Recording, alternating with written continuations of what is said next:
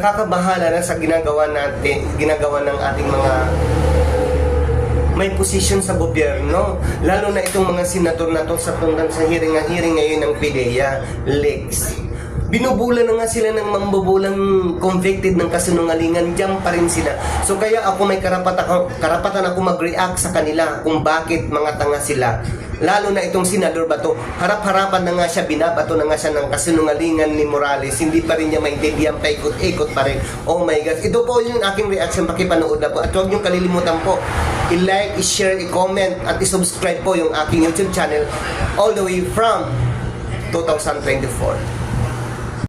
Ano ba yan, senador Bato? Harap-harapan na nga, ginagawa na nga sa'yo ni Morales, nagsisinungaling na nga, halos pa ipakain sa mukha mo, ipakain pa sa bunganga mo yung mga kasinungalingan niyang ginagawa sa'yo. Binibilog na nga ang mundo mo, binibilog na nga ang ulo mo na hindi naman bilog. Hindi ka pa rin naniniwala. Pinaninindigan mo pa rin na ang may bakat ng puncher, yan ay authentic. Di ka naiya sa PIDEA personnel.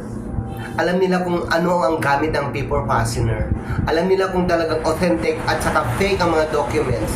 Yung ba? Yun, halos ka magalit at kagandalaiti ka dahil doon authentic ang document galing kay Morales.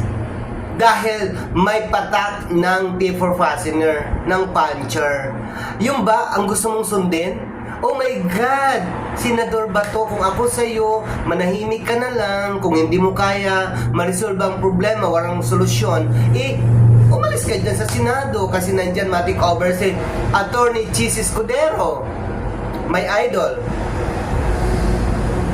Tama ang sinasabi niya na hindi basta-basta kung anong sasabihin ni Morales susundin mo, Senador Bato, kung sino mga personal. Dapat nga si Maricel Soriano, hindi pwede papuntahin din niya, pinahiya mo lang.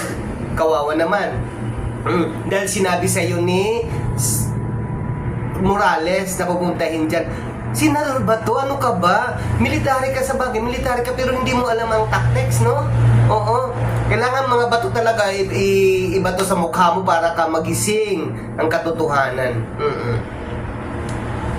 Tapos sasabihin mo, pupuntahin mo dyan ng presidente dahil sabi ni Bato, sabi ni Morales. Oh my God.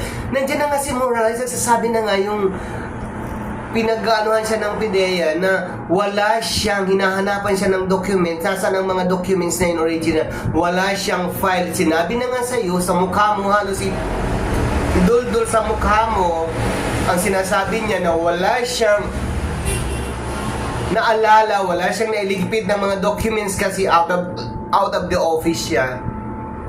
Diyan lang sa punto na yan, Senador Bato, ha? Makinig ka. Diyan lang sa sentences na yan, diyan ka na magdududa sa kanya. Oo. Hindi na kinukublihan mo pa, dinidipinsahan mo pa. Oo. Dinidipinsahan mo pa. Hindi yan dyan para sa inyo lang dalawa ni Morales at saka ikaw, ha, yung Senado, lahat buong Pilipinas yan. Lahat kami naapektuhan, mga Pilipino. Oo. Natatanga ka na nga, nabibilog na lang yung utak mo ni Senador ni Morales, naniniwala ka pa rin. Diyos ko, magising ka naman, Senador Bato.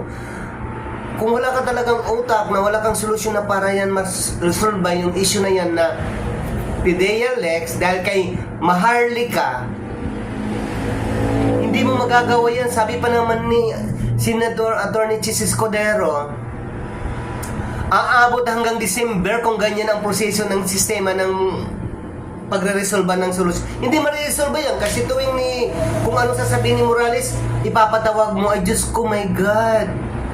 Wala talaga, bubo ka talaga, Senador Bato. Makinig ka sa mga kapwa mong senador na may alam katulad kay Attorney Chis Escudero, kay Jingo Estrada, maraming salamat. Senator, good job. Senator Jinggoy, ang sinabi mo na you believe talaga na si Jonathan Morales ay isang king liar.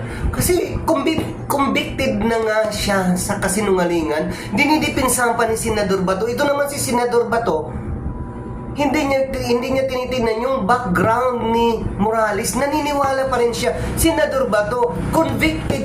Alam mo yung convicted? ng kasinungalingan. May kaso na siya sa kaporo kasinungalingan ang ginagawa niya. Doon ka magbabase kung anong background ni Morales. Hindi na dinidipinsa mo dahil doon sa puncher. Maraming salamat Senador Jingo Estrada na sinabi mo na liar talaga, hindi talaga pagkakatiwalaan niyang ano na yan.